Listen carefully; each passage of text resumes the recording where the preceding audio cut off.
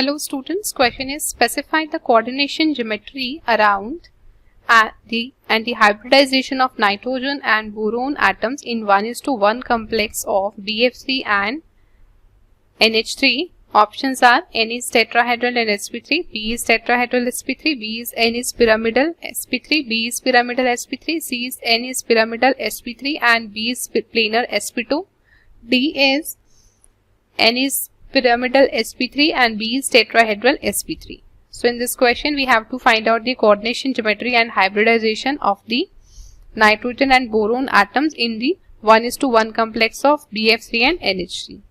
So BF3, when it reacts with NF3, that is BF3, it is electron deficient in nature because it is having 6 electrons. So it is electron deficient in nature, therefore it acts as Lewis acid and will accept the electron pair from ammonia. So it will form a complex as BF3. It accepts the lone pair of electrons on the nitrogen in ammonia and it forms a coordinate bond. So this is the complex that is formed. Now we have to find out the coordination geometry and the hybridization. So if we say here in BF3, it is having 3 sigma bonds around this. So its hybridization is sp2, and for sp2 hybridization the geometry is planar. And if we see here ammonia, so ammonia is having this structure, that is 3 bond pairs and 1 lone pair. So its hybridization is sp3 and its geometry is pyramidal because there are 3 bond pairs and 1 lone pair. So it is not ideal tetrahedral, it is distorted tetrahedral or can be called as pyramidal. But in the complex, the structure will be boron forming 3 bonds with the fluorine and 1 with the nitrogen by accepting the electron pair. Now there are 4 sigma bonds around boron, so it is sp3 and all these are the bond pairs, therefore geometry will be tetrahedral. Similar is the case with nitrogen, as it is forming 4 covalent bonds, 4 sigma bonds, therefore its hybridization is also sp3 and coordination geometry will be tetrahedral because here the lone pair is present, that's why its geometry is pyramidal, but here all are the sigma bonds, no lone pair, therefore it is ideal tetrahedral.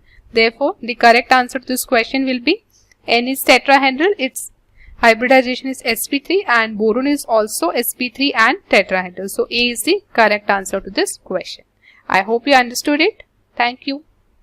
Hello everyone. Question is the correct order of hybridization of the central atom in the following species: NH3, platinum, Cl4 negative, PCl5 and BCl3 is. कुछ complex दिए गए हैं, उनमें हमें जो central atom है उनकी hybridisation बतानी है. तो देखो फर्स्ट एग्जांपल क्या दिया गया है, कॉम्प्लेक्स आपको NH3. यहाँ पर देखो एक तो लोन पेयर है N के पास और क्या है 3 हाइड्रोजन है. तो इसकी हाइब्रिडाइजेशन कितनी आ जाएगी, यहाँ से sp3, 3 बॉन्ड बना ली, हाइड्रोजन है और एक लोन पेयर. सेकेंड आपको क्या दिया गया है, platinum Cl4 negative. Second is